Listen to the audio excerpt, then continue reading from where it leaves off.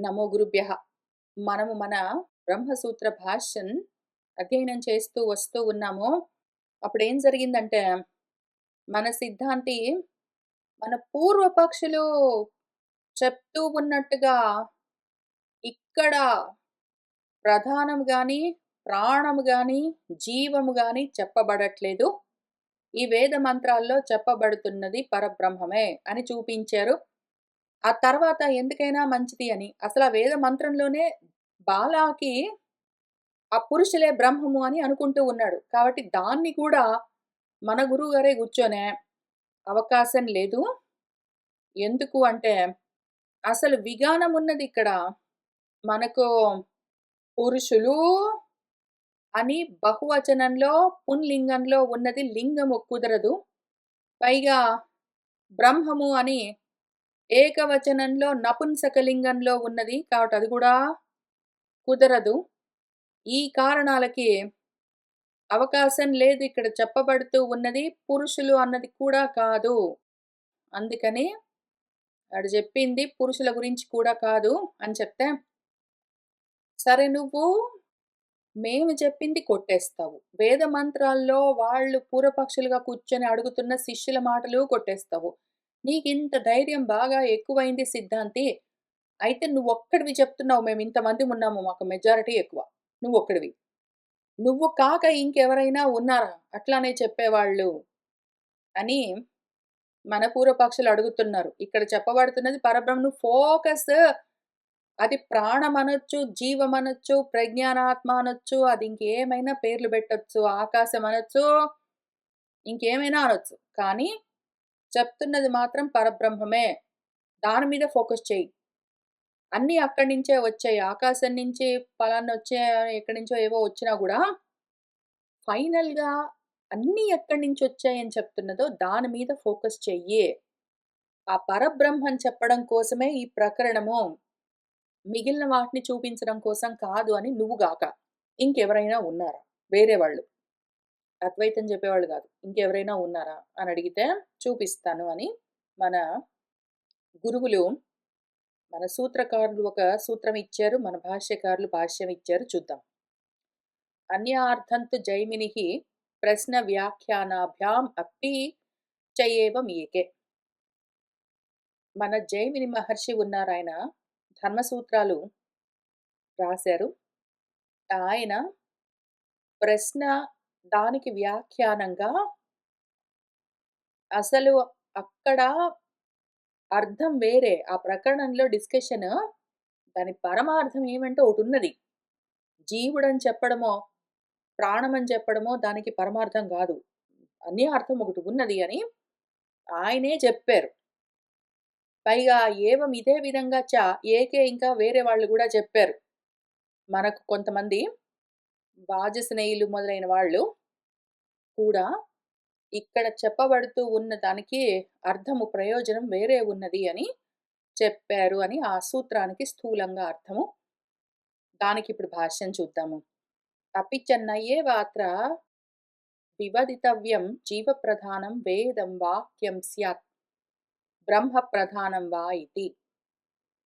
అపి చ అత్ర ఇక్కడ మరి ఇది నా వివదితవ్యం. ఇది చెప్పుకోవలసింది కాదు. ఏది?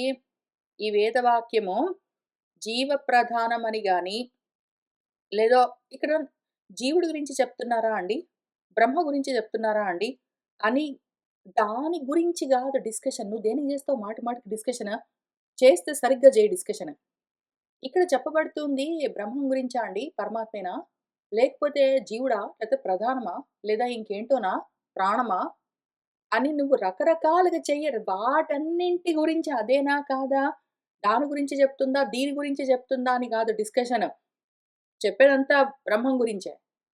కానీ ఎందుకిట్లా చెప్తుందో అని చూసుకో ఇంకా పక్కకెళ్ళు. ఇంక ముందుకు వెళ్ళు. యతః అన్యార్థం జీవ పరామర్శం బ్రహ్మ ప్రతిపత్త్యర్థం అస్మిన్ వాక్యే జైమినిః ఆచార్యః మన్యంతే. ఏదైతే జైమిని ఆచార్యుల వారు ధర్మసూత్రాలు ఇచ్చిన వాళ్ళు ఏమి మన్యంతే అనుకుంటూ ఉన్నారు అంటే, ఇక్కడ జీవుడి గురించి పరామర్శ. జీవుడిని స్పృశించడము ఎందుకు అంటే, అన్యార్థం వేరే ఒక అర్థం ఉంది. వేరే అర్థానికి వేరే ప్రయోజనం ఉంది. ఇంకో కారణానికి. జీవుడి గురించి ఇక్కడెందుకు టచింగ్ చేశారు అంటే, ఇంకొక ప్రయోజనం ఉంది. ఏమి ఆ ప్రయోజనం అంటే, బ్రహ్మ ప్రతిపత్త్యర్థం. బ్రహ్మను నువ్వు పొందడానికి ఉపాయంగా జీవుడి గురించి చెప్తున్నట్టుగా ఉంటుంది. అస్మిన్ వాక్యే ఈ వాక్యంలో అని జైమిని మహర్షే చెప్పారు. అద్వైతులే మాత్రమే గాదు. తస్మాత్ మరైతే ఏమి? ఎందుకు? ప్రశ్న వ్యాఖ్యానాభ్యాం. అక్కడ ప్రశ్నలు, వాటి వ్యాఖ్యానాలు చూస్తే మనకే తెలుస్తుంది. అక్కడ మన బాలాకి అడిగిన ప్రశ్నేమి?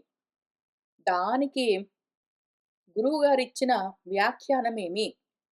అని ఒకవేళ నువ్వు జాగ్రత్తగా పరిశీలిస్తే, ఒక పర్పస్ కోసం ఆయన ఆ విధంగా చెప్తూ వచ్చారు అని తెలుస్తుంది. ప్రశ్నః తావత్ సుషుప్త పురుష ప్రతిబోధనేన ప్రాణాది వ్యతిరిక్తే జీవే ప్రతిబోధితే పునర్జీవ వ్యతిరిక్త విషయః దృశ్యతే. ప్రశ్న ఏమి? మన నిద్రపోతూ ఉన్న పురుషుణ్ణి లేపితే దానివల్ల మనకు అర్థమయ్యిందేమి? ప్రాణం కన్నా వేరుగా ఉన్న జీవము ఏదో ఇంకొకటి ఉన్నది. అందుకని అది మేల్కొన్నది అని, మళ్ళీ ఆ జీవుడి కన్నా గూడా వేరుగా ఇంకొకటేదో ఉన్నది అని చూపిస్తూ, ఏమున్నది అని ప్రశ్న.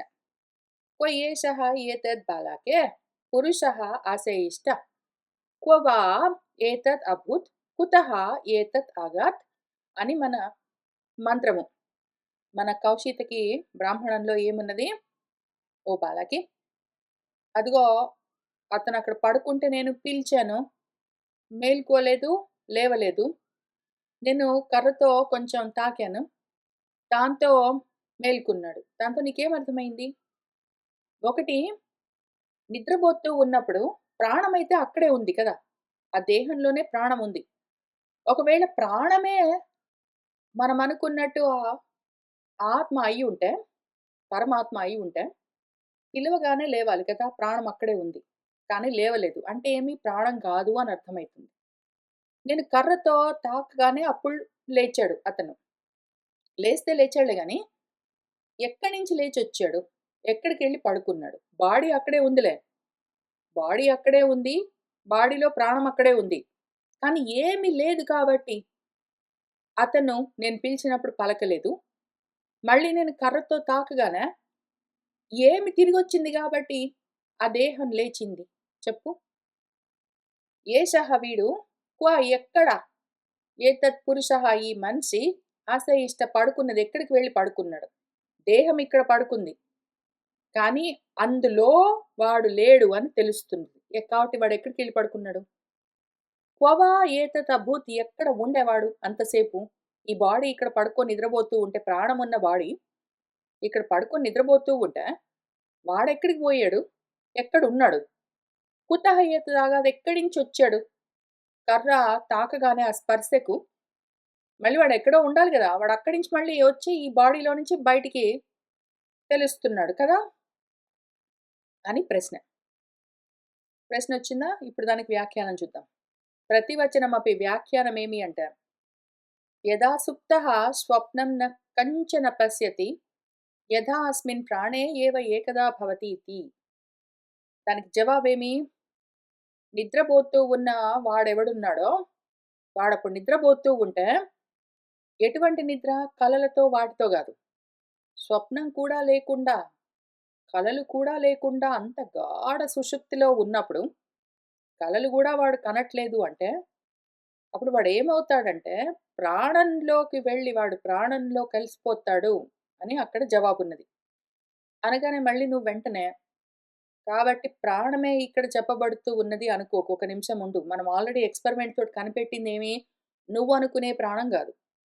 ఇక్కడ ఈ మంత్రంలో చెప్తూ ఉన్న ప్రాణము, ప్రాణే ఏవ ఏకదా భవతి. ప్రాణంతోటే ఏకమైపోతాడు అంటే, ఈ ప్రాణంలోనే అనుకుంటున్నావు.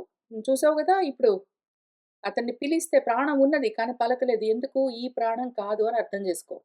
ఇంకేదో ప్రాణం. మన వేదము ఈ మంత్రం ద్వారా ప్రాణమని దేని గురించి చెప్తున్నది? ఈ ఊపిర్లు తీసుకుంటూ, వదులుతూ ఉన్నదాని గురించి గాదు. కాబట్టి మళ్ళీ వెళ్దాం. అక్కడికి వెళ్లి మళ్ళీ ఆలోచన చేద్దాము. ఏతస్మాత్ ఆత్మనః ప్రాణాః యథా ఆయతనం విప్రతిష్ఠాంతే ప్రాణేభ్యః దేవాః దేవేభ్యః లోకాః ఇతి చ. కాబట్టి ఈ ప్రశ్న వేసి దానికి జవాబు చెప్తూ ఉన్న సందర్భంలో ఏతస్మాత్ ఆత్మనః ప్రాణాః, ఆ ఆత్మ నుంచే ముందు ఇక్కడి నుంచి ఎక్కడి నుంచి తిరిగొచ్చాయి? ఆ ఆత్మ నుంచే ఈ ప్రాణాలన్నీ అందులోనే ఉంటాయి వెళ్ళి. ఆయతనంగా పెట్టుకొని. మళ్ళీ అక్కడే ప్రవేశిస్తాయి. మళ్ళీ అక్కడి నుంచే మన ప్రాణాలు బయటకొచ్చేసరికి ప్రాణాల్ని పట్టుకొని దేవాహ అంటే ఇంద్రియాలు.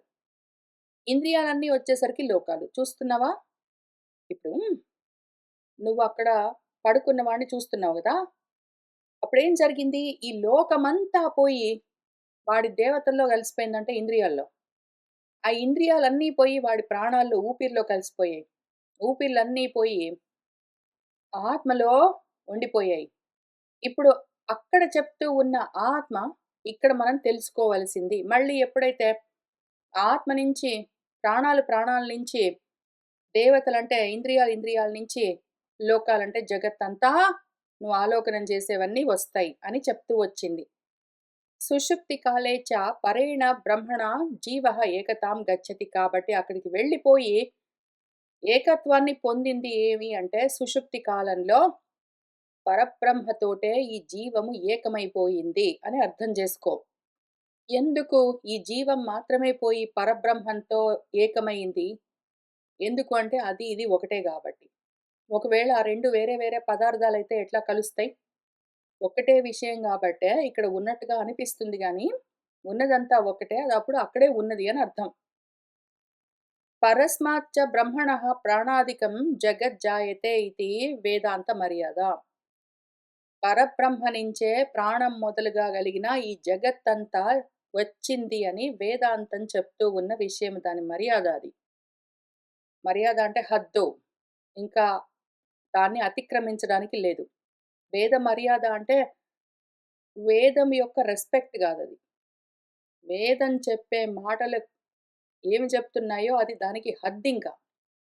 మొత్తమంతా గూడా పరబ్రహ్మం నుంచే వచ్చిందే. జగత్తంతా గూడా ప్రాణాల దగ్గర నుంచి మొత్తం అన్నీ గూడా జగత్తు నుంచే వచ్చింది అని చెప్పడము, వేదము చెప్పి అక్కడ గీత గీసిందక్కడ. హద్దు ఏర్పాటు చేసింది. ఇంక దాన్ని దాటడానికి వీల్లేదు. తస్మాత్ యత్రాస్య జీవస్య నిస్సంబోధతా స్వచ్ఛతారూపః స్వాపః ఉపాధిజనిత విశేష విజ్ఞానరహితం స్వరూపం యతః తత్ భ్రంశరూపం ఆగమనం సహ అత్ర పరమాత్మా వేదితవ్యతయా శ్రావితః ఇతి గమ్యతే. తస్మాత్ కాబట్టి అక్కడ ఈ జీవుడు అని పేరు పెట్టుకుని చెప్పుకోబడుతున్నది ఏదున్నదో అది వేరుగా సంబోధన లేకుండా, వేరే విశేష జ్ఞానాలు లేకుండా స్వచ్ఛంగా ఊరికనే స్వాపహ ఉన్నది. ఏది నిద్రపోయిందేమి ఉపాధి జనిత విశేష విజ్ఞాన రహితం. ఉపాధి జనితం ఉపాధి చేత అంటే మనస్సు అన్న ఉపాధి వల్ల కలిగే విశేషాలన్నీ గూడా, ఆ విశేషాల గురించిన విజ్ఞానాలన్నీ గూడా లేకుండా స్వచ్ఛంగా వేరే సంబోధనలు లేకుండా స్వరూపంగా మాత్రమే ఉండాలి అంటే జీవము ఆత్మే అయి ఉండాలి. యతః కాబట్టి మళ్ళీ ఆ స్థితి భ్రంశమవుతే దాన్నే భ్రష్టమైపోవడం, భ్రంశం అవ్వడం అని చెప్తారు. జారిపోవడం అని అర్థం. మళ్ళీ ఆ స్థితిలో నుంచి ఆత్మస్థితి నుంచి జారితే మళ్ళీ అది భ్రంశ రూపాన్ని ఆగమనం పొంది మళ్ళీ వాడు ఈ దేహంలో నుంచి బయటికొచ్చి ఏంటండి లేపారు ఏం కావాలి అని అడిగిన పురుషుడిగా కనిపిస్తూ ఉన్నది. కానీ ఆ రూపంలో ఉండి పడుకున్న సమయంలో ఉన్నది, ఆ రూపంలో నుంచి మేల్కొని పలకరిస్తూ ఉన్నది, ఆ మధ్యలో ఉన్నది కూడా పరమాత్మగానే వేదితవ్యతయా శ్రావిత తెలుసుకోవలసినది అని ఇక్కడ చెప్పబడుతూ ఉన్నది అని గమ్యతే తెలుస్తున్నది మనకు అని చెప్పారు. మనం ఈ మంత్రాలు మొత్తం చదివితేనే గాని ఒక పద్ధతి ప్రకారము స్టెప్ వైస్‌గా ఎగ్జాంపుల్స్‌తో ఎక్స్‌పెరిమెంట్స్‌తో నేర్పిస్తూ వస్తూ ఉన్న విషయము మనము ముక్కలు ముక్కలుగా మన పూర్వపక్షులు చదువుకున్నట్టే చదువుకుంటున్నాం ఇప్పటికి. కానీ మాత్రము మనం కూడా నెమ్మదిగా ఒక్కొక్క ఉపనిషత్తు పూర్తిగా అధ్యయనం చేస్తూ ఉన్నాం ఆసాంతం కాబట్టి, ఎప్పటికో ఒకప్పటికి కౌశితకి బ్రాహ్మణాన్ని కూడా చదువుకున్నప్పుడు అక్కడ ఏం జరిగింది, ఏమి కథ అని మనకు కూడా పూర్తి జ్ఞానం కలుగుతుంది. ఇప్పటికైతే జనరల్‌గా మనం అర్థం చేసుకోవాల్సింది ఏంటి అంటే, ఒక ఎక్స్‌పెరిమెంట్ చేశారక్కడ. ఒకతను పడుకుంటే పిలిచారు. అతను లేవలేదు. కాబట్టి ఆ దేహం అతను గాదు, ఆ ప్రాణం అతను గాదని అర్థమయ్యింది. అయితే ఆ మనసా అతను అనుకుంటే, ఆ మనసు గూడా అక్కడికెళ్ళి లయమైపోయింది. అయినా కూడా ఏమున్నదక్కడ? కదిలిస్తే మేలుకోవడానికి కారణము అంటే అదే ఆత్మ. కాబట్టి మనం అర్థం జేసుకోవాల్సిందేమి? ఆ దేహం గాదు, ప్రాణం గాదు, మనసు గూడా కాదు, అది గూడా ఉపాధి. అయితే కానీ ఇవేవి గూడా చేష్టలు లేకుండా ఉన్నా, ఏదైతే ఎప్పుడూ చేతనంగా ఉన్నదో అది ఆత్మ అని చెప్పడానికి ప్రయత్నం చేస్తూ ఉన్న సందర్భంలో, ఈ విషయాన్ని మనకు అర్థమయ్యేట్టు ఎక్స్‌ప్లెయిన్ చేయడం కోసమే, ఆ దేహం మాత్రం ఉన్న ఒక ఆత్మని చూపిస్తూ ఉండడం చేత, నువ్వు దాన్ని జీవాత్మ అని అనుకుంటూ ఉండిండొచ్చు. ఎందుకంటే ప్రాణంతో ఉన్న దేహంలో నుంచి పైకొచ్చి కదిలి పలకరించినందుకు. కానీ అసలు ఈ జీవుడిలో ఉన్న ఆత్మ గాబట్టి జీవాత్మ అని నువ్వు పిలిచేదేదున్నదో అది పోయి పరమాత్మలో కలిసిపోవాలి అంటే అది వేరేదైతే కలవడం కుదరదు. వేరేగా లేను గూడా లేదు. అదెప్పుడూ ఉంటుంది అని చెప్తూ ఉన్న సందర్భంలో ఒకానొక పర్పస్‌కి చెప్పారు గానీ, అక్కడ చెప్పినట్టు జీవాత్మ వేరేగా ఉన్నది, ప్రాణం వేరేగా ఉన్నది, ప్రాణమో, జీవమో పరబ్రహ్మం అయి ఉన్నది, పరమాత్మ అయి ఉన్నది అని అనుకోవడానికి వీల్లేదు అని స్థూలంగా ఇక్కడ డిస్కషన్‌కి అర్థము. మనం ఈ కౌశితకి బ్రాహ్మణం చదువుకున్నప్పుడు ఇన్ కాంటెక్స్ట్ అక్కడ ఉన్న విషయము మొత్తమే మనము విచారణ చేద్దాము భాష్యంతో సహా.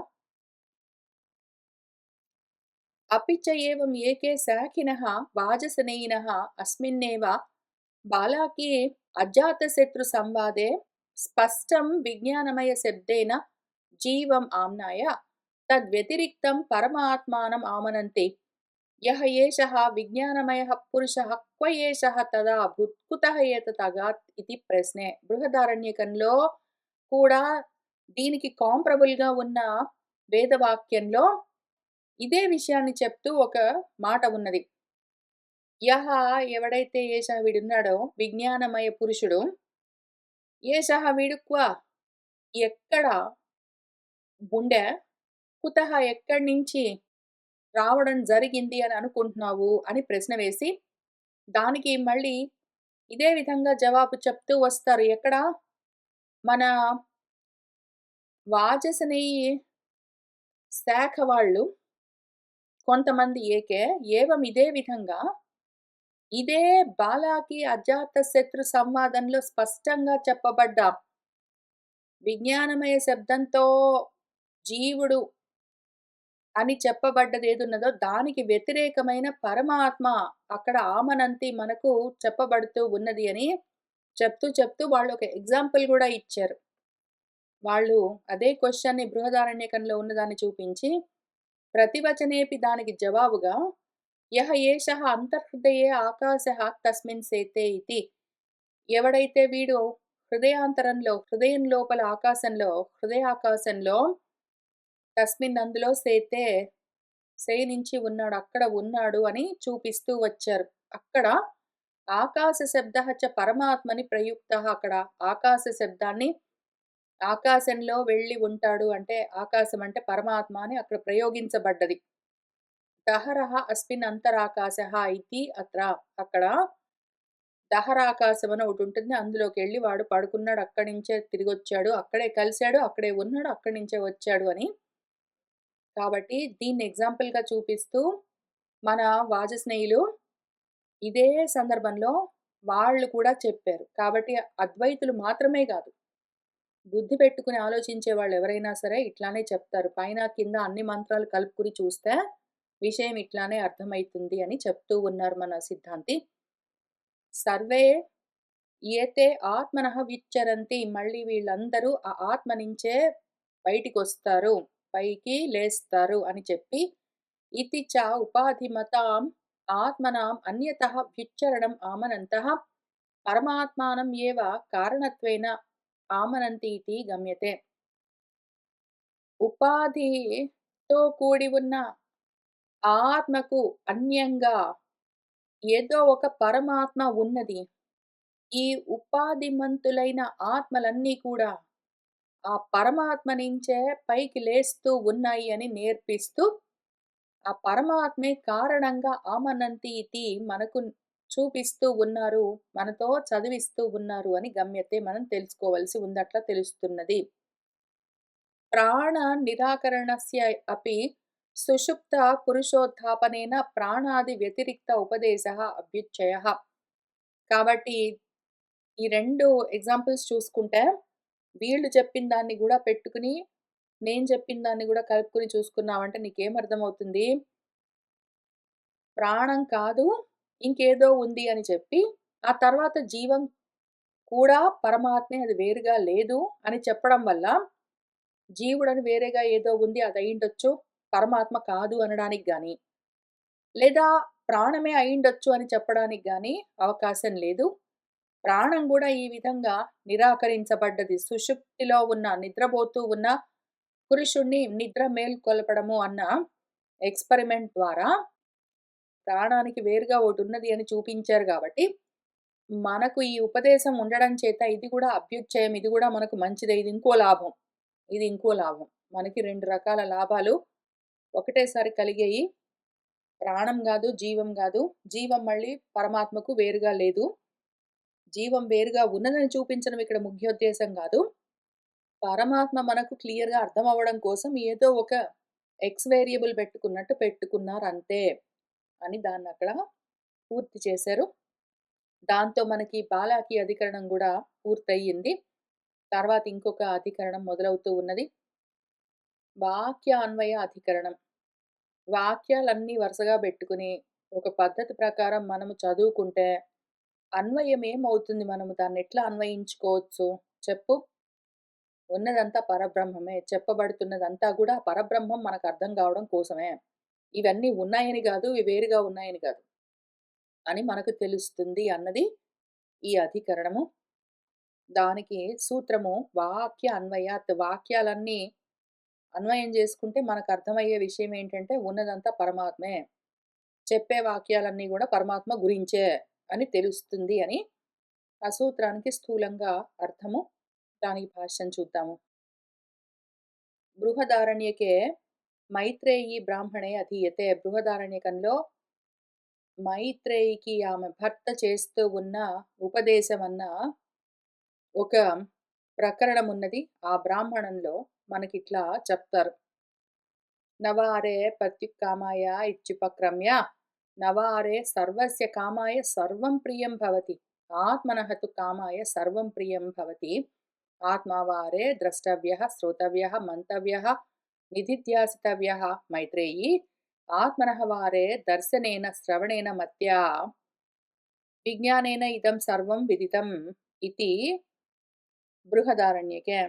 బృహదారణ్యకంలో ఏముందంటే, మన మైత్రేయితో ఆమె భర్త చెప్తూ అరే అని ఆమెను పిలిచి, ఆయన గురువుగారికి ఆమెకు చేస్తున్న ఉపదేశం ఏమి అంటే, భర్త మీద ఎవరికో ఒక ఆమెకు ప్రేమ ఉన్నదనుకో, ఆ విషయం వినగానే నీకేమనిపిస్తుంది? ఆమెకు భర్త అంటే చాలా ప్రేమ అనిపిస్తుంది కదా! కానీ కాదు. ఆమెకు భర్త మీద ప్రేమ ఉండడము, భర్త మీద ప్రేమ ఉండడం చేత గాదు. ఆమెకు ఆమె పైన ప్రేమ ఉంది గాబట్టే, ఆత్మ అంటే ఎవరికైనా ప్రీతి. ఆమెకామంటే ప్రియం కాబట్టే ఆమె భర్త అంటే ఆమెకు ప్రియము. ఆయనకు ఆయన భార్య అంటే ప్రియమెందుకు? ఆయనంటే ఆయనకు ముందు ప్రేమ గాబట్టే, ఆయనది అయి ఉన్నదేదైనా సరే, భార్య కావచ్చు, భర్త గావచ్చు, పిల్లలు గావచ్చు, డబ్బులు గావచ్చు, వస్తువులు గావచ్చు, చదువు గావచ్చు, ఇంకేదైనా సరే నాది అంటే నాకెందుకు ప్రీతి భావన? డైరెక్ట్‌గా దాని మీద నాకు ప్రీతి గాదు. నేనంటే నాకు ప్రీతి. కాబట్టి నాది అంటే నాకు ప్రీతి.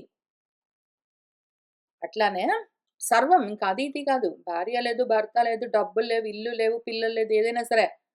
వాటి మీద డైరెక్ట్‌గా ప్రేమ ఉండదు. అది నాది కాబట్టి. నాకు ప్రీతి. ఎందుకు? నేనంటే నాకు ప్రీతి. ఇది ఫస్ట్ ఫండమెంటల్. అందుకనే మామూలుగా సర్వం కావాలని కోరుకునే వాళ్ళకి ఆ సర్వం మీద ప్రియమేముండదు. వాడంటే వాడికి ప్రీతి గాబట్టి. ఆత్మనః కామాయతో కానీ వాడంటే వాడికి ప్రీతి ఉంటుంది గాబట్టే ఉంటేనే సర్వము ప్రియంగా ఉంటుంది వాడికి. అందుకనే అటువంటి ఆత్మ నేను అన్నదేదున్నదో స్వరూపమో ఓ అరే! ఓ మైత్రేయి అది ద్రష్టవ్యః చూడవలసింది. అది శ్రోతవ్యః వినవలసింది. అది మంతవ్యః ఆలోచన చేయవలసింది. అది నిధిధ్యాసితవ్యః నిధిధ్యాసనం చేయవలసింది దాని గురించే ఓ మైత్రేయి.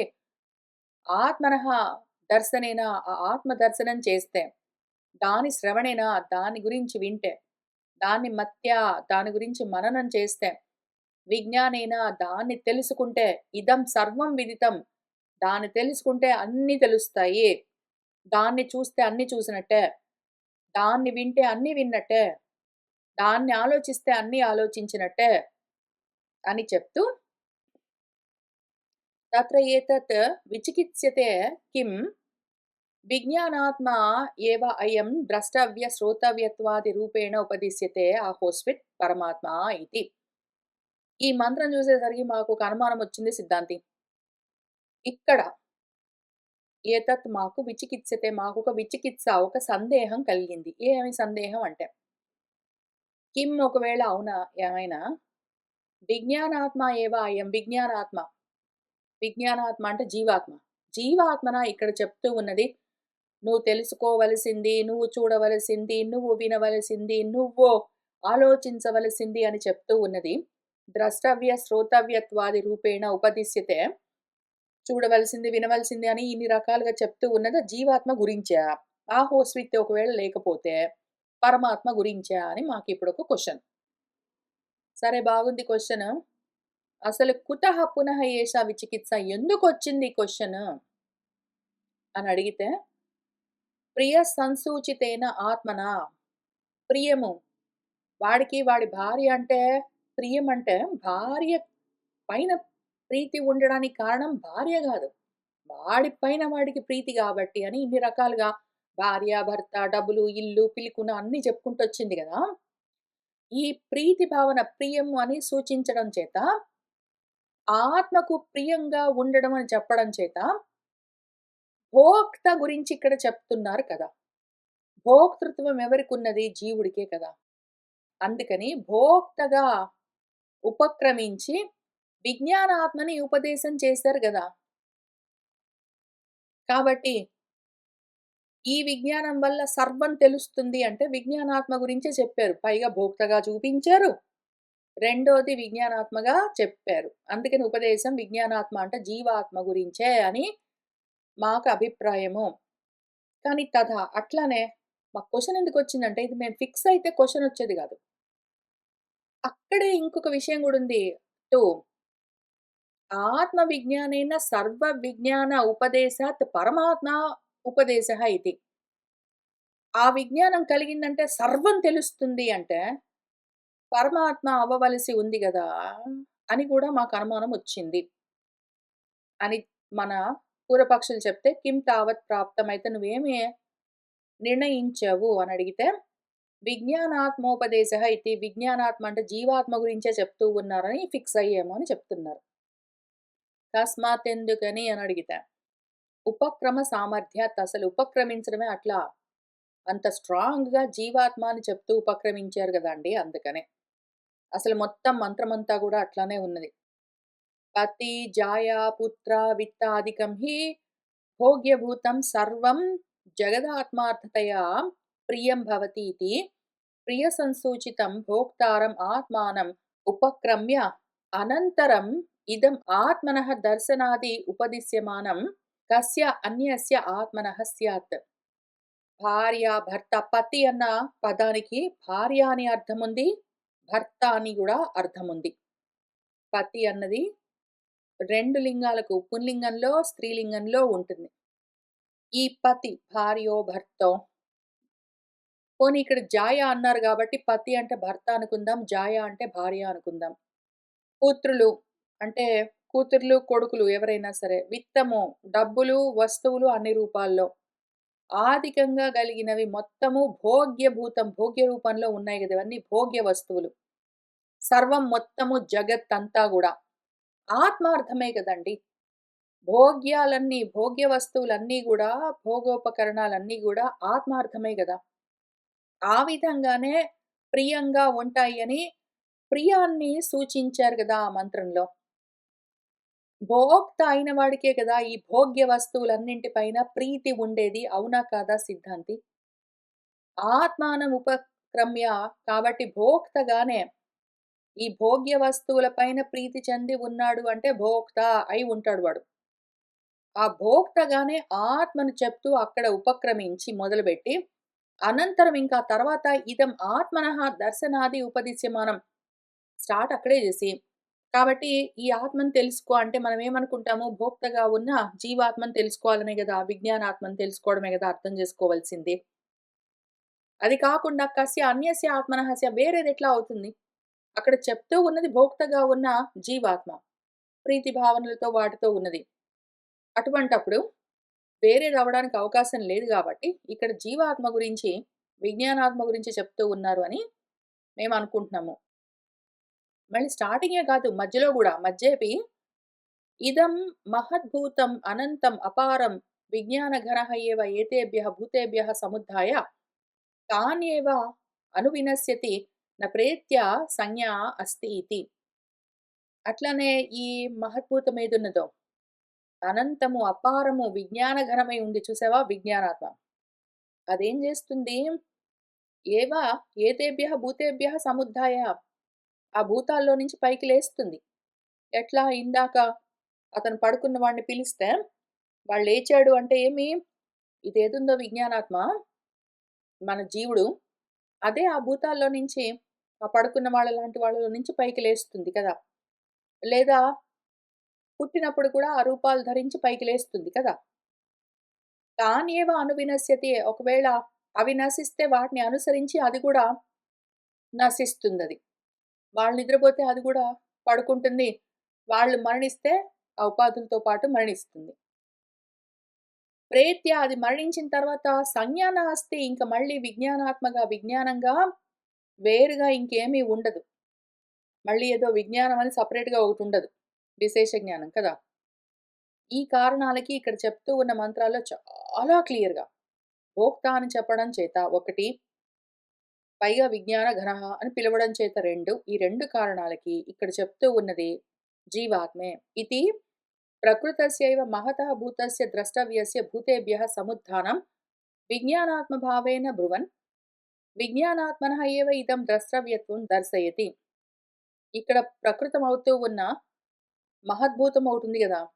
దాన్నే ద్రష్టవ్యం చూడవలసి ఉంది అని ఆ భూతాల్లో తెలియబడుతూ ఉన్న మహాభూతం ఏదున్నదో దాన్నే చూడాలి అని చెప్తూ ఆ లోపల నుంచే ఆ రూపాల్లో నుంచి సముద్ధానం పైకి లేస్తూ ఉన్న విజ్ఞానాత్మ భావనతోటే చెప్పింది బ్రువన్. ఈ వేదవాక్యము అదే ఉద్దేశంతో చెప్తూ ఉన్నది. అందుకని విజ్ఞానాత్మే ఇక్కడ ద్రష్టవ్యం, శ్రోతవ్యం, మంతవ్యం అని చెప్తూ ఉన్న విధంగా తెలుసుకోవలసినది అని దర్శయతి మనకు చూపిస్తున్నది. తథా విజ్ఞాతారం అరే కేన విజానీయాతీతి కర్తృవచనేన శబ్దేన ఉపసంహరన్ ఇంక మధ్యలో చూపించాను కదా నేను మధ్యేపి. ఇక్కడ ఉపక్రమ్యం స్టార్ట్ చేయడం చూపించాను. మధ్యలో చూపించాను. ఎండింగ్ గూడా చూపిస్తాను. దాని ఉపసంహారంలో గూడా మంత్రాల్లో ఏముందంటే, అరే! విజ్ఞాత తెలుసుకునే దాన్ని దేనితో తెలుసుకుంటాం మనము? తెలుసుకునే దాన్ని దేనితో తెలుసుకుంటాం మనము? అనో ప్రశ్న ఉంది. కాబట్టి మళ్ళీ విజ్ఞానాత్మ అని జెప్పారు. మధ్యలో విజ్ఞానాత్మ అన్నారు. స్టార్టింగ్‌లో భోక్తగా జెప్పారు. ఇన్ని కారణాలకి. పైగా ఇక్కడ తెలుసుకునే దాన్ని అనడం చేత కర్తృత్వం గూడా ఉన్నది. పైన భోక్తృత్వం జెప్పారు. ఇక్కడ కర్తృత్వం జెప్పారు. కర్తృత్వం, భోక్తృత్వం దేనికుంటాయి? జీవుడికి గదా! ఆత్మకుంటాయా కర్తృత్వ, భోక్తృత్వాలు? ఉండవు గదా! ఆ 2 ఉన్నాయి. ప్లస్ విజ్ఞానాత్మ అని క్లియర్‌గా జెప్పారు. ఈ కారణాలకి కర్తృవచనేన శబ్దేన ఉపసంహరన్ విజ్ఞానాత్మానం ఏవ ఇహ ఉపదిష్టం దర్శయతి. విజ్ఞానాత్మనే, జీవాత్మనే ఇక్కడ ఉపదేశం చేయబడ్డది. ఈ పదాలన్నీ పెట్టుకొని చూస్తే అర్థమవుతుంది. తస్మాత్ ఆత్మ విజ్ఞానేన సర్వ విజ్ఞాన వచనం భోక్తృ అర్థత్వాత్ భోగ్య జాతస్య ఔపచారికం ద్రష్టవ్యం ఇతి.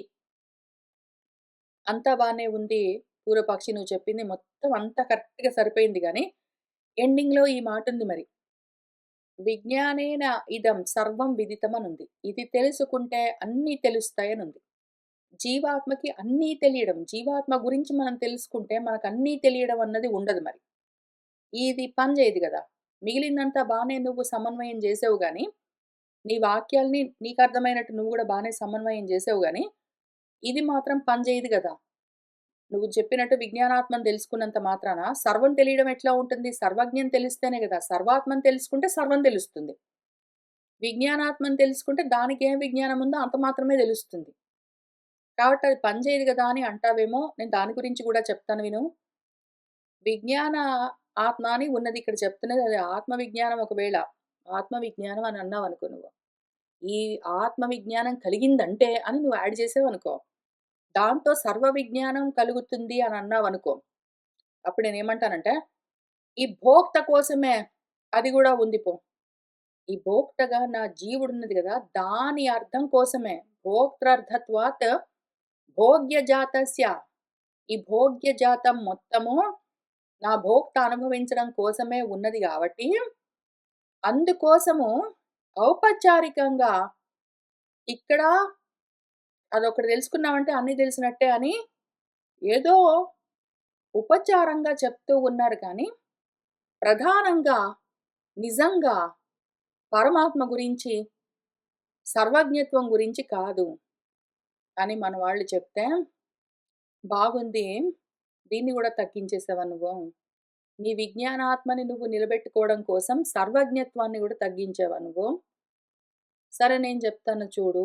ఏవం ప్రాప్తే బ్రూమః నువ్విట్లా అన్నావంటే నేను జెప్పాల్సొస్తుందిప్పుడు. ఇక్కడ పరమాత్మ ఉపదేశः ఏవ అయం. ఇక్కడ చేస్తున్న ఉపదేశం పరమాత్మ గురించే. పరమాత్మే ఇక్కడ ఉపదేశించబడుతూ ఉన్నది అని చెప్తే మన సిద్ధాంతి, కస్మాత్ ఎందుకని అని మన పూర్వపక్షి అడుగుతున్నారు. వాక్య అన్వయాత్ నేను గూడా అన్వయం చేసి చూపిస్తాను. నీలాగా మార్చడము, కుదించడం గాదు. ఉన్నది మొత్తం కలిపి చూపిస్తాను. వాక్యం హి ఇదం పౌర్వాపర్యేణ అవేక్ష్యమాణం పరమాత్మానం ప్రతి అన్వితావయవం లక్ష్యతే. పూర్వాపరాలన్నీ, పౌర్వాపర్యేణ అంటే పూర్వాపరం యొక్క భావం.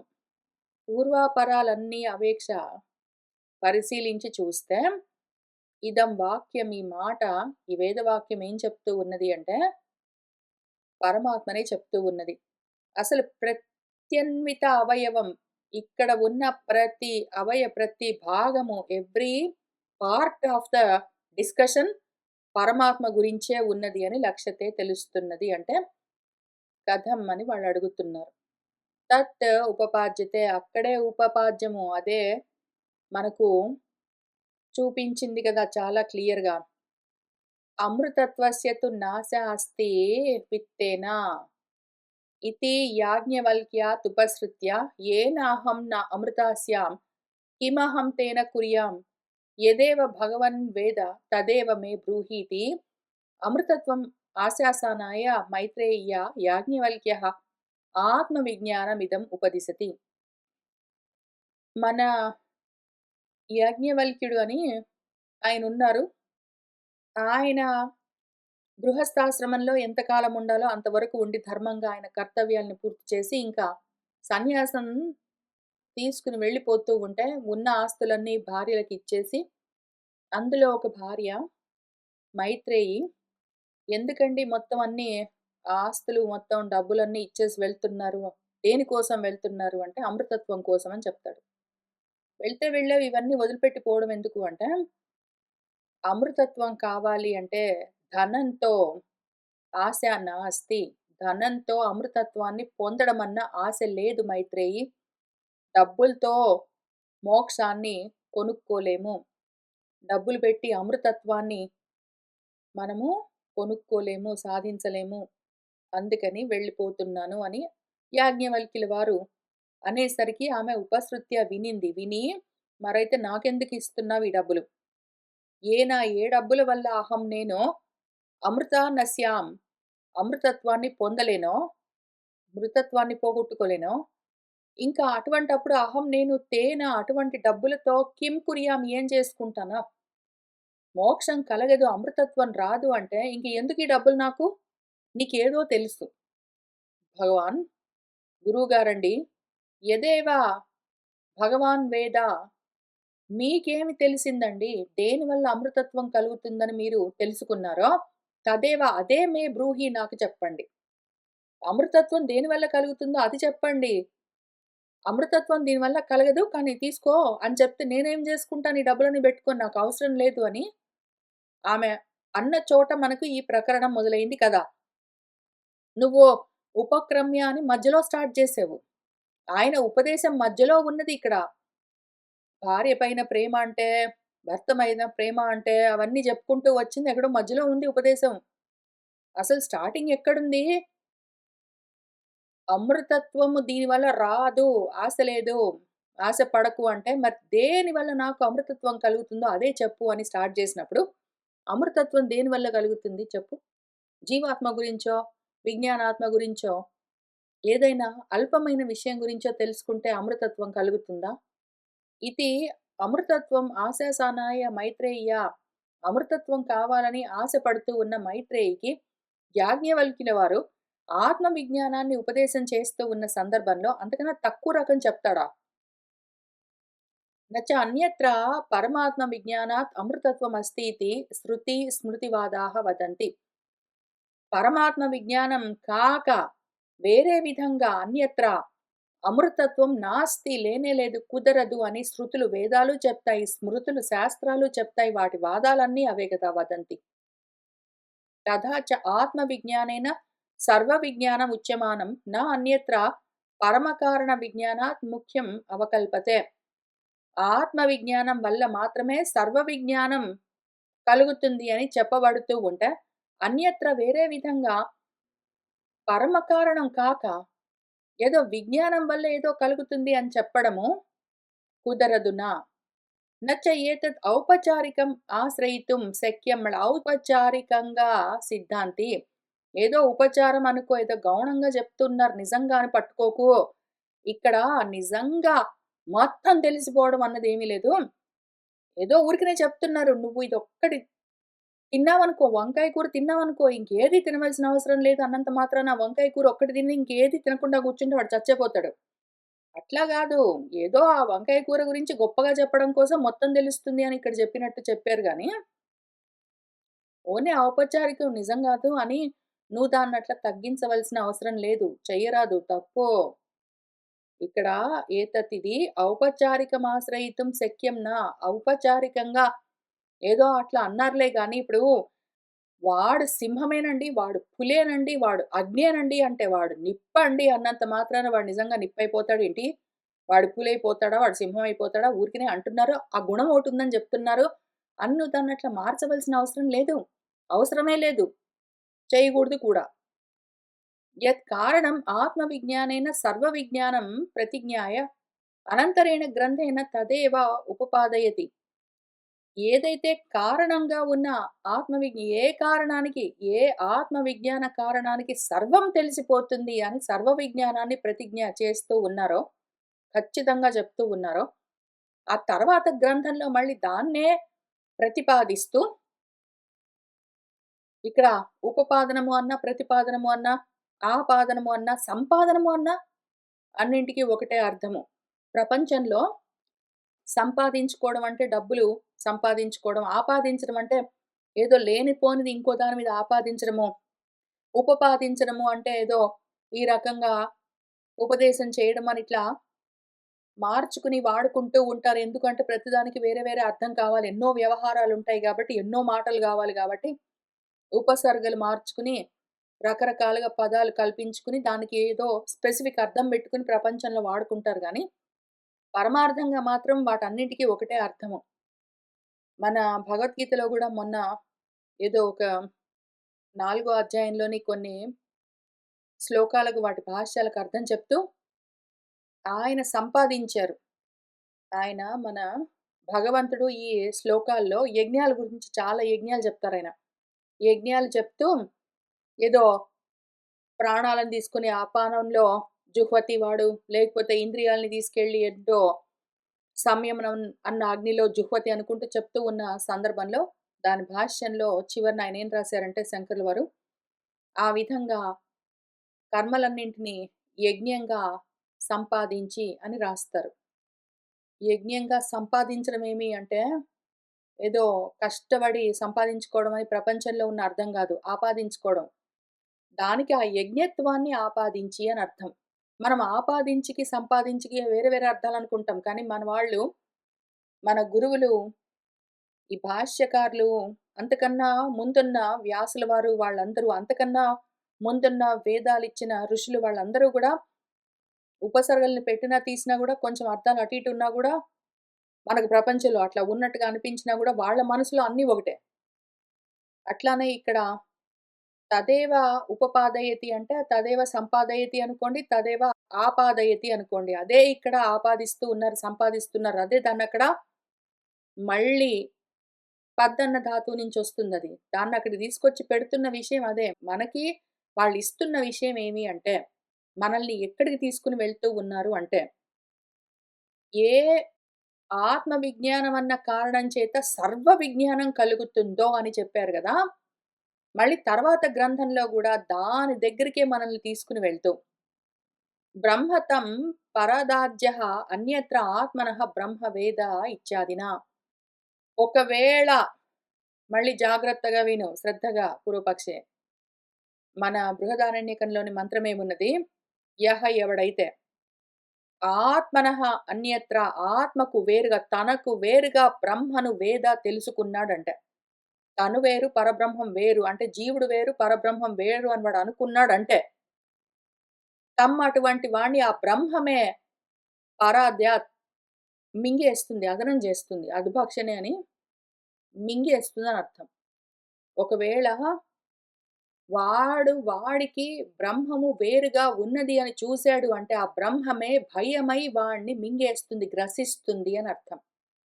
ఎందుకు, ఏమి అని మనము తైత్తిరీయంలో గూడా డిస్కస్ చేసుకున్నాము.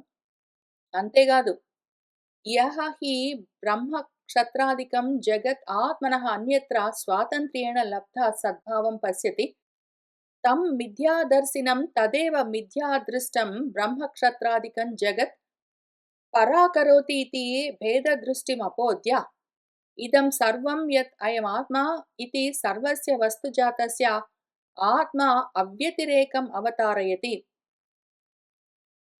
బ్రహ్మ నాకు వేరుగా ఉన్నది అనుకుంటే ఆ బ్రహ్మమే వాడిని మింగేస్తుంది. అట్లానే వాడు తదాహియః ఎవడైతే బ్రహ్మ క్షత్రాలతో కూడి ఉన్న, బ్రహ్మము అంటే జ్ఞాననిష్టలో ఉన్నవాళ్ళు, క్షాత్రము అంటే కర్మనిష్టలో ఉన్నవాళ్ళు అని మళ్ళీ మనకు భగవద్గీతలో ద్వే నిష్టే నాతోటి ఇంతకు ముందు చెప్పబడ్డాయి అని ఉన్న మూడో అధ్యాయంలో మొదటగా ఉన్న శ్లోకాలకో, నాలుగో అధ్యాయంలోనో ఉన్న వాటికో మన శంకర్ల వారు సంబంధ భాష్యం రాస్తూ బ్రహ్మము అంటే జ్ఞానము, క్షాత్రము అంటే కర్మ అని చెప్పారు. కాబట్టి జ్ఞానం అయినా సరే, కర్మ అయినా సరే, ఏదైనా సరే, ప్రాపంచికమైన జ్ఞానమైనా సరే, ప్రపంచంలో ఉన్న కర్మలైనా సరే, వాటన్నింటితో కూడిన జగత్తేదున్నదో, ఆ మొత్తం జగత్తును ఆత్మకు అన్యంగా ఒకవేళ వాడు స్వతంత్రంగా జగత్తు ఇంకొకటి మూడోది సెపరేట్‌గా ఉన్నది అని, అటువంటి జగత్ సత్ నిజంగా ఉన్నది అన్న భావాన్ని లబ్ధం పొందాడంటే, వాడి బుద్ధిలో ఉద్దేశమేమి? వాడికి జగత్తు వేరుగా ఉన్నది అని అనుకున్నాడంటే, ఆ విధంగా ఎవడు పశ్యతి చూస్తాడో వాణ్ణి ఆ మిథ్యా దర్శనం చేసేవాడు, లేనిపోనివన్నీ ఆ విధంగా చూస్తూ ఉన్నవాడు ఎవడున్నాడో, వాణ్ణి అదే మిథ్యా దృష్టితో నిజంగా మిథ్య చేత చూడబడ్డ జగత్ నిజంగా లేదు. మిథ్యా దృష్టి చేత చూడబడ్డ జగత్తే బ్రహ్మము, క్షత్రము మొదలైన మొత్తం అన్నింటితో కూడి ఉన్న జగత్తే ఆ భేద దృష్టితో ఉన్న వాణ్ణి పరాకరోతి. వాణ్ణి వాడికి దూరం చేస్తుంది. వాణ్ణి వాడికే పరం చేస్తుంది. వేరే చేస్తుంది. సెపరేట్ చేస్తుంది. వాడికి ఆత్మకు బ్రహ్మము వేరు గాదు. జగత్తు వేరు గాదు. జీవుడు, జగత్తు, ఈశ్వరుడు అని 3 వేరు వేరుగా లేవు. వాడే వాడినే వేరుగా చూసుకుంటే బ్రహ్మమవుతుంది. వాడినే వేరుగా చూసుకుంటే జగత్తవుతుంది. వాడట్లా వేరుగా చూసాడంటే ఆ బ్రహ్మమే మృత్యువవుతుంది వాడికి. వాడు వేరుగా చూసాడంటే ఆ జగత్తే పీడిస్తుంది వాడిని. యాక్చువల్‌గా లేనే లేని వాటిని వాడే సృష్టించుకుని ఏంటో బాధపడుతూ ఉంటాడు. కాబట్టి అటువంటి భేద దృష్టిని అపోద్య పక్కకు తొలగించి, ఇదం సర్వం యత్ అయమాత్మా, మొత్తం ఉన్నదంతా ఏదున్నదో అదంతా ఆత్మేరా నువ్వేరా నీ స్వరూపము. ఇది సర్వస్య వస్తుజాతస్య ఆత్మ అవ్యతిరేకం. మొత్తం వస్తువులు ఉన్నాయని అనిపించేవన్నీ గూడా ఆత్మకి వ్యతిరేకం కానే గాదు అని అవతారం. అవతారం అంటే మన మనసులోకి దింపుతుందది. ఇదే విషయాన్ని ఎక్స్‌ప్లెయిన్ చేస్తూ ఒక ఎగ్జాంపుల్ కూడా చెప్తుంది మనకు మన బృహదారణ్యకం. దుందుభి ఆది దృష్టాంతైః చ. ఏదో ఒక పాట ఉన్నదనుకో.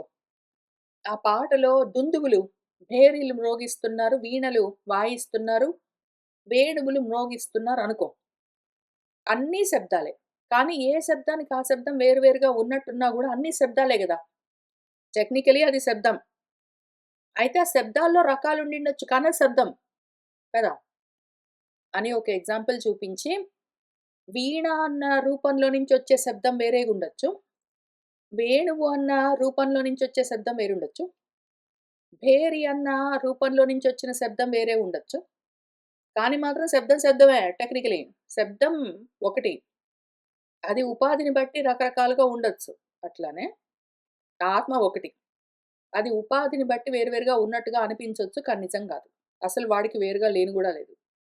అని చెప్తూ తం ఏవ అవ్యతిరేకం దృఢయతి, దృఢంగా ఎక్స్‌ప్లెయిన్ చేసిందా లేదా? అస్య మహతః భూతస్య నిశ్వసితం ఏతత్ యత్ ఋగ్వేదః. మన ఋగ్వేదం ఏం జెప్పింది? ఈ మహద్భూతం యొక్క నిశ్వాసమే ఈ జగత్తంతా అని చెప్పిందా లేదా? ఆ విషయం మనం బృహదారణ్యకంలో చదువుకున్నామా లేదా? ఇత్యాదినా చ ప్రకృతస్య ఆత్మనః నామరూప కర్మ ప్రపంచ కారణతాం వ్యాచక్షాణః పరమాత్మానం ఏనం గమయతి. ఈ విధంగా ఈ ఎగ్జాంపుల్స్ అన్నింటితో రకరకాల ఉపనిషత్తుల్లో ప్రకృతస్య ఆత్మనః, ఈ ప్రస్తావించబడుతూ ఉన్న ఆత్మ ఏదున్నదో దాని యొక్క కారణంగానే ఈ నామాలు, రూపాలు, కర్మలన్నీ ప్రపంచమంతా వచ్చింది అని వ్యాచక్షాణః చెప్తూ ఉన్న ఈ వేదవాక్యాలన్నింటిలో మనకు తెలియవలసిందేమి? ఏనం దీన్ని పరమాత్మగానే మనము పట్టుకోవాలి. అట్లానే అది గమయతి చూపిస్తుంది, మనకు నేర్పిస్తుంది. మనకట్లానే తెలుస్తుంది. తథా ఏవ ఏకాయన ప్రక్రియాయామపి సవిషయస్య సేంద్రియస్య సాంతఃకరణస్య ప్రపంచస్య ఏకాయతనం అనంతరం అబాహ్యం అకృత్స్నం ప్రజ్ఞానఘనం వ్యాచక్షాణః పరమాత్మానం ఏనం గమయతి. అట్లానే ఏకాయన ప్రక్రియ అని ఒకటున్నది. అయనము అంటే అన్నీ వచ్చి ఎక్కడ చేరుతాయో అది అని అర్థం. నదులన్నీ, నీళ్ళన్నీ వచ్చి ఎక్కడ చేరుతాయి? సముద్రంలో. అట్లానే ఈ విషయాలతో కూడి ఉన్న, ఇంద్రియాలన్నింటితో కూడి ఉన్న, అంతఃకరణాలన్నింటితో కూడి ఉన్న మొత్తం ప్రపంచమంతా గూడా ఎక్కడికెళ్ళి ఏకాయతనం ఒక్కటే దాంట్లో ఉంటుంది. దానికి వేరుగా లేదు. ఆ ఒక్కటే ఎందులో ఉంటుందో అది అనంతరము. దానికి అంతరం తర్వాత లేదు, దానికి ముందు లేదు. అంతరం లోపల లేదు, బాహ్యం లేదు, బయట లేదు. కృత్స్నం మొత్తం ప్రజ్ఞాన ఘనం అని వ్యాచక్షాణః మనకు చెప్తూ ఏనం దీన్ని పరమాత్మగానే మనకు నేర్పిస్తూ ఉన్నది. తస్మాత్ పరమాత్మనః ఏవ అయం దర్శనాది ఉపదేశః ఇతి గమ్యతే. కాబట్టి ఇక్కడ దర్శించవలసింది, శ్రవణం చేయవలసింది, మననం చేయవలసింది, తెలుసుకోవలసింది అని ఉపదేశం దేని గురించి? అయం పరమాత్మనః ఏవ ఈ పరమాత్మే అని గమ్యతే మనకు తెలుస్తున్నది అని చెప్తూ ఉన్నారు. దానితో ఆ సూత్రము దాని భాష్యం పూర్తయ్యాయి. మనం మళ్ళీ వచ్చే వారం కలిసి కూర్చొని తర్వాత సూత్రాలు మళ్ళీ వాటి భాష్యాలు తెలుసుకుంటూ వెళ్దాము. ఇవాల్టికి ఇక్కడికి ఆపుతున్నాను. శుభం భవతు.